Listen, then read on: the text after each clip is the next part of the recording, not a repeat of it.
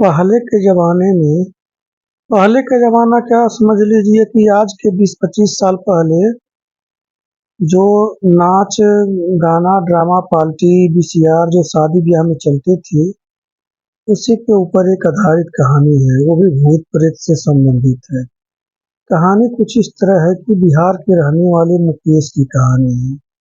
मुकेश का कहना है कि वो एक बारी नाच देखने के लिए जो ड्रामा होता है, उनके गाँव से 3 किलोमीटर की दूरी पर नाच आया हुआ था।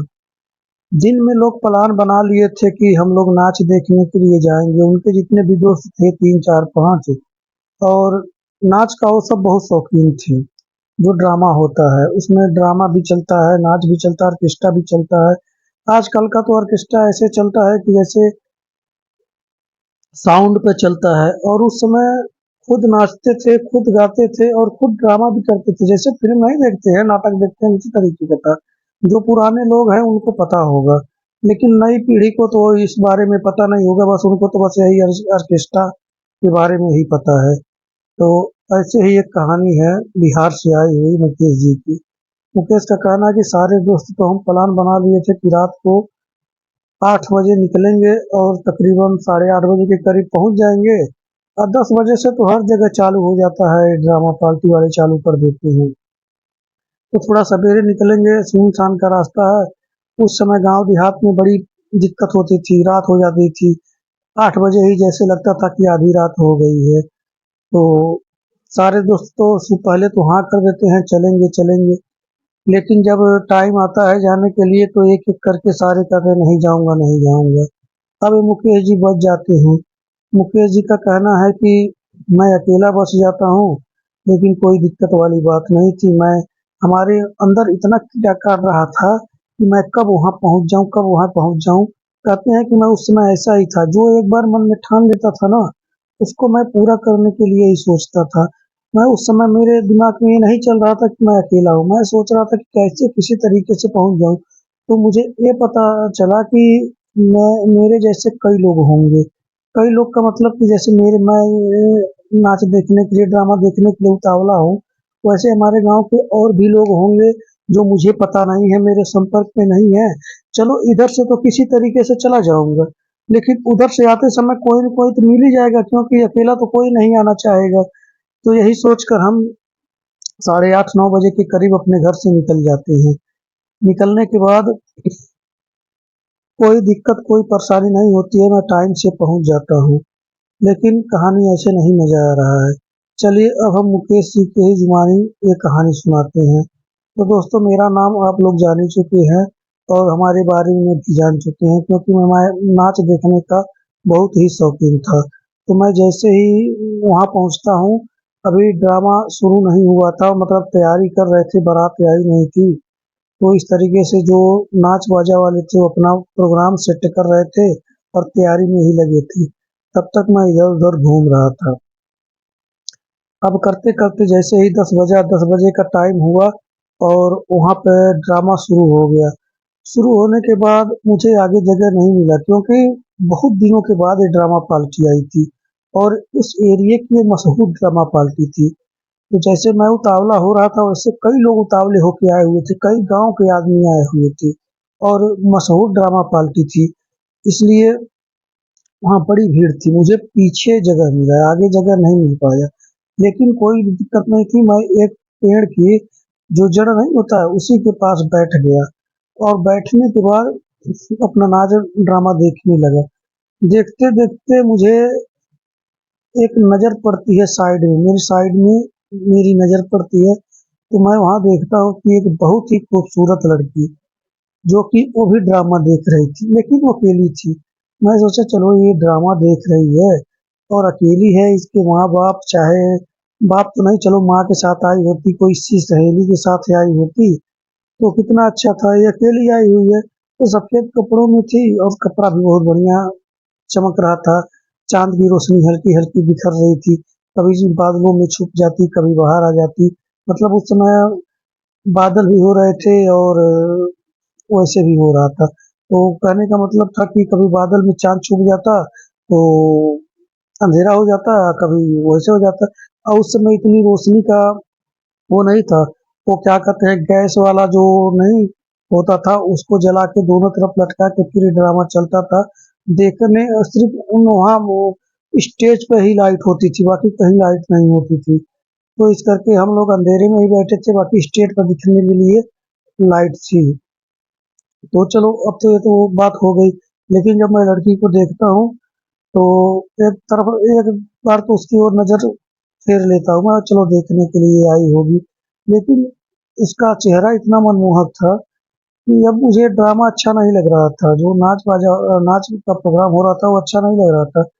हमारी नजर बार बार उसी की तरफ जा रही थी और मैं उसको देखता ही, मतलब हर 2 मिनट 3 मिनट में एक नजर देख लेता। तो शायद उसको पता था कि नहीं पता था, ऐसा तो मुझे इस समय नहीं पता लगा, लेकिन मैं महसूस कर रहा था कि शायद उसको पता है, क्योंकि कई बार हमारी आंखें उसकी आंखें मिल जाती थी, ज्यादा दूरी पे नहीं थी, तकरीबन 4-5 मीटर की दूरी पे थी। लेकिन अब बहुत लोग वहाँ ड्रामा देखने के लिए आए हुए थे, तो ऐसी बात नहीं थी कि वही अकेली थी, लेकिन लड़की में अकेली मुझे वही नजर आई। वो भी, मैं पीछे बैठा था, वो भी पीछे बैठी थी। तो कहने का मतलब है कि आप लोग समझ ही चुके होंगे, मतलब उस समय उसके बाद कोई आदमी नहीं था, लेकिन बार बार नजर पड़ने के कारण मैं ड्रामा नहीं देख पा रहा था। चलो किसी तरीके से टाइम बीतता गया और तकरीबन 12 के करीब हो गया। 12 से ऊपर ही 1-1:30 बजे का टाइम हो गया। अब मुझे नींद आने लगी, तो मैं पीछे मुड़ के देखता हूँ तो लड़की वहां नहीं थी। अब मैं इधर उधर देखता हूँ, किसी से पता करना चाहता हूँ कि भाई हमारे गांव का कोई है तो उसके साथ मैं घर चल चलूँ। तो मैं उसी जो बैठे थे उसमें देखने लगा, लेकिन हमारे गांव पे, हमारे एरिया, ऐसे ही मैं वहां से अब निकल पड़ा। निकलने के बाद तकरीबन 1 आध किलोमीटर की दूरी पे मैं आया था, और वहां आने के बाद मैं देखता हूँ कि वही लड़की एक पुलिया पर बैठी हुई है और अपने पैरों को हिला रही है। मैं सोचा यार लड़की तो हम नाच देख रही थी, ड्रामा देख रही थी, तो यहाँ कैसे आ गई। तो यही सोच कर मैं, चलो यार आई होगी, यही किराने वाली होगी, हो सकता है, मतलब आ गई होगी, किसी तरीके से आई होगी। मैं अपना चुप करके उसकी तरफ देखता नहीं, मैं बोला पता नहीं लड़की जात है और 1-1:30 का टाइम हो रहा है और अंधेरे में इसे छेड़छाड़ करना भी, कोई छेड़छाड़ का केस मतलब अलग कर देगा कि ये मुझे छेड़ रहा था तो बड़ी दिक्कत हो जाएगी।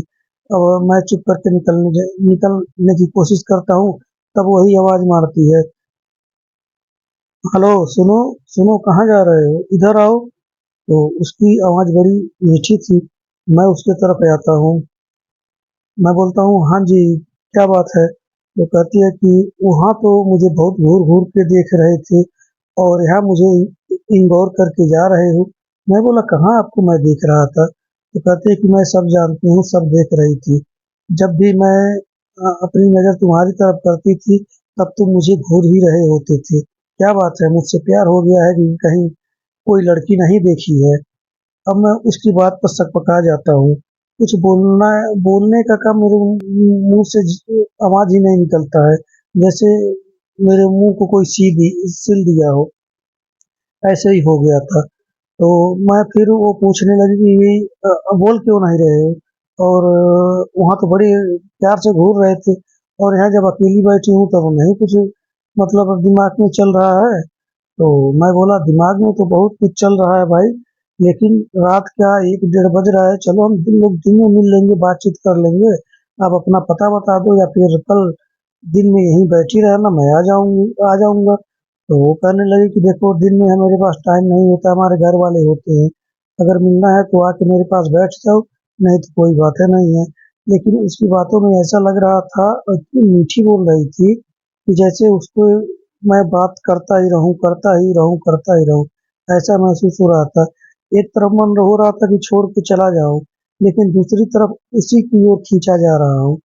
फिर जीत तो उसी की होती है भाई, लड़की थी, मैं उसके पास आके बैठ जाता हूँ और दिन दुनिया की बातें होने लगती है। तब वो कहती है कि तुम मुझे इतना घूर क्यों रहे थे। तो कहती है, मैं बोलता हूँ कि घूर क्या रहा था, आप इतनी खूबसूरत हो ही जो कि कोई भी देखेगा तो आपको घूरता ही रहेगा।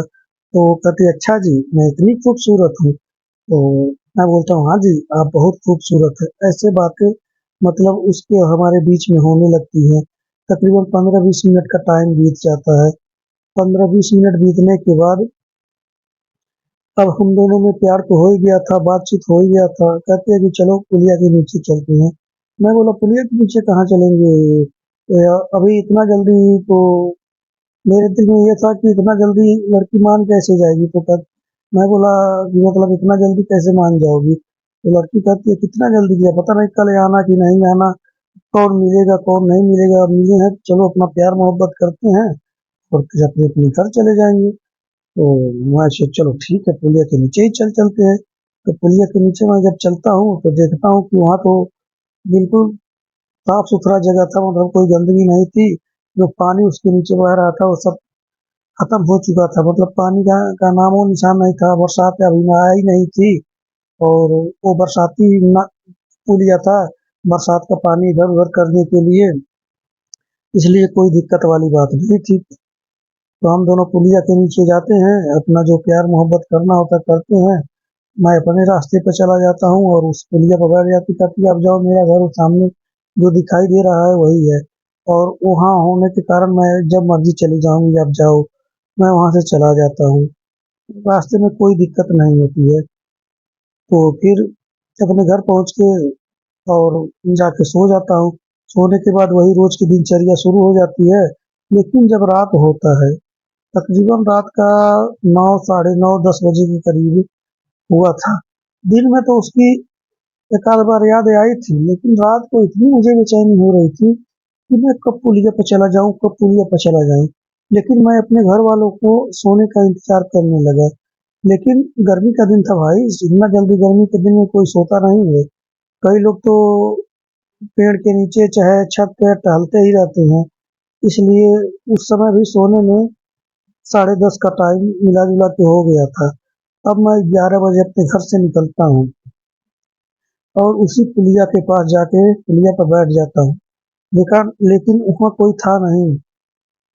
तकरीबन आधा घंटा इंतजार करने के बाद मैं सोचता हूँ कि भाई कल तो बात हुआ नहीं था कि कल आना है कि नहीं आना है, इसलिए हो सकता है वो चली गई हो या फिर चली गई क्या आई ही ना हो। तो मैं उठ के जो ही अपने घर की तरफ जाने की कोशिश करता हूँ, तब तक पीछे से बड़ी ही सुरीली आवाज आती है हंसने की।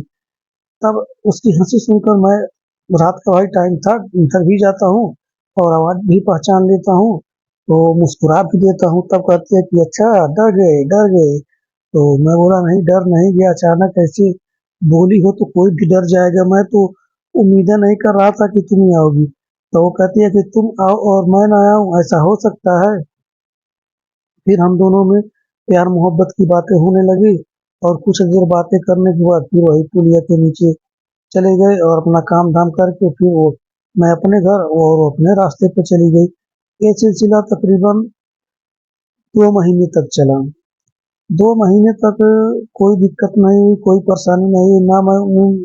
ना मैं उससे डरता था, ना वो मुझसे डरती थी, और ना ही मुझे ये पता था कि ये कोई भूत प्रेत है या कोई चुड़ैल है। लेकिन एक दिन की बात है, मैं बहुत बेचैन था, मेरे शरीर में इतना दर्द था, शरीर टूट रहा था, जैसे लग रहा था कि इतना थकान है। शरीर में कुछ और अनुभव हो रहा था, जैसे कि अंदर से कोई मना कर रहा हो कि तू जा, आज मत जा, आज मत जा। या फिर मेरे शरीर में इतनी बेचैनी थी और घबराहट हो रही थी कि मैं सोच रहा था कि आज नहीं जाऊंगा मिलने के लिए। मैं अपने आप पर कंट्रोल कर रखा था, तबीयत कुछ ठीक नहीं लग रहा था और मैं अपनी छत के ऊपर बिस्तर डाल के सो जाता हूँ। और जब बिस्तर डाल के सोता हूँ तो हल्की हल्की बारिश पड़ना शुरू हो जाती है, ज्यादा बारिश नहीं हो रही थी, हल्की हल्की। और ऐसी हो रही थी कि ना आदमी वहां सो सकता था ना भाग सकता था। तो मुझे नींद नहीं आ रही थी, तो मैं अपना बिस्तर उठाया और अपने कमरे में जहाँ मैं सोता था वहां चला गया। वहां मैं बिस्तर डाल के सो जाता हूँ। तकरीबन आधा घंटा बीतने के बाद मुझे नींद आ जाती है। जब नींद आ जाती है तो सपने में वही लड़की आती है, कहती है कि क्या बात है भाई, आज नहीं आओगे? मैं तुम्हारा यहाँ इंतजार कर रही हूँ और तुम घर पे चैन की नींद सो रहे हो। तो मैं उसको बोलता हूँ कि नहीं जी, मेरा तबीयत खराब है, मैं कल आऊंगा। मैं सपने में उससे बोल रहा था। तो कहती है कि नहीं, तुम्हें आज आना ही पड़ेगा। आज तो हम लोगों का मतलब मिलन की रात है, आज के बाद तो तुम हमेशा के लिए हमारे हो जाओगे।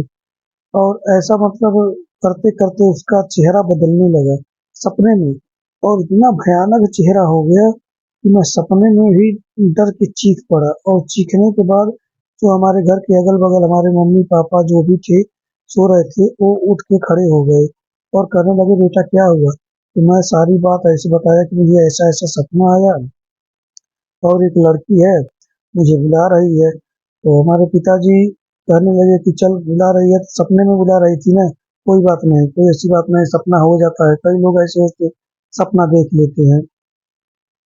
मैं सो जाता हूँ, लेकिन फिर ऐसे ही सपने रात भर चलते रहे। फिर मैं अपने पिताजी से बताया, क्योंकि मुझे उसके बारे में कुछ सपना जो एक ही बार बार बार आ रहा था, और जो लड़की कह रही थी कि मतलब आज हम लोगों का आखिरी मिलन है, उसके बाद तुम हमेशा के लिए हमारे हो जाओगे, और उसका चेहरा जो बदल रहा था, तो मुझे कुछ शक शुबा हुआ, क्योंकि मैं किस्से कहानियां बहुत सुन रखा था, इसलिए मुझे शक हुआ। तो मैं अपने पिताजी से सारी घटना, जो उस दिन ड्रामा पार्टी नाच देखने से लेकर अब तक की सारी घटना बता दी। हमारे पिताजी हम पे बहुत गुस्सा हुए, यहाँ तक कि मारने के लिए भी तैयार हो गए थे। और हमारी मम्मी को भी डांट रहे थे, तू अपने लड़के को संभाल नहीं सकती है, ये उल्टी सीधी हरकतें कर रहा है, लड़कियों से जाके मिल रहा है, वो भी रात के 12-1 बजे। अगर वो चुड़ैल भूत प्रेत निकली तो मेरी माँ कहती है कि ऐसा है, अभी लड़ने झगड़ने का टाइम नहीं है, किसी तांत्रिक को बुला के ले आओ, नहीं तो हो सकता है कि इसके साथ कुछ अनर्थ हो जाए। तब हमारे पिताजी समझते हैं और जाते हैं, एक तांत्रिक को पकड़ के ले आते हैं, और उसके सामने मुझे बैठा दिया जाता है और झाड़ फूक करना शुरू हो जाता है। बड़ी देर झाड़ फूक करने के बाद तांत्रिक कहता है कि चलो, टाइम होते हुए तुम लोग मुझे बता दिए, नहीं तो इसकी अब जिंदगी के 2 ही 4 दिन बचे हुए थे, वो इसको मारना चाहती थी। ये तो आज चला गया होता रात में ना, तो आज ही मार देती, लेकिन तुम्हारे घर के जो पूर्वज देवी देवता है, इसके शरीर में इतना दर्द और घबराहट डाल दिए कि ये जा नहीं पाया।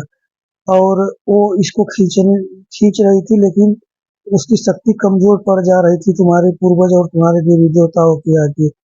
लेकिन ऐसा गलती कभी नहीं करना। वो गुरुजी जो आए थे तांत्रिक बाबा, हमको समझा रहे थे कि बिना जाने पहचाने मतलब किसी से दोस्ती नहीं करना चाहिए। तो मैं उनकी बात समझ गया। वो बोलते हैं कि तू दिन में इस लड़की को कभी देखा था, कभी मिलने के लिए कहा था? तब वो बोले कि मतलब मैं बोलता हूँ कि नहीं, दिन में तो मैं इसको कभी देखा नहीं था, और कितनी बार मैं कहा था कि चलो दिन में मिलते हैं, वही मना कर देती है, तो मैं रात में ही मिलना शुरू कर देता हूँ। तब कहते हैं कि भाई अब ऐसा गलती नहीं करना, और ये ले धागा धागा बना के देते हैं और गले में डालते हैं। कहते हैं कि कम से कम 2 महीने तक उस रास्ते से गुजरना नहीं, अगर गुजर गया तो फिर दोबारा ये तेरे साथ हादसा हो सकता है। लेकिन उम्मीद करता हूँ कि अब दोबारा तेरे साथ ऐसा कुछ नहीं होगा। तब बाबा जी चले जाते हैं और मैं भी धीरे धीरे ठीक हो जाता हूँ, लेकिन डर कुछ दिन तक तो लगा रहता है। तो दोस्तों, ये कहानी आप लोगों को कैसी लगी? अगर ये कहानी आप लोगों को पसंद आ रही है तो कृपया हमारे चैनल को लाइक करें, सब्सक्राइब करें, और कमेंट करके बताएं कि कहानी आप लोगों को कैसी लग रही है। जय हिंद, जय भारत।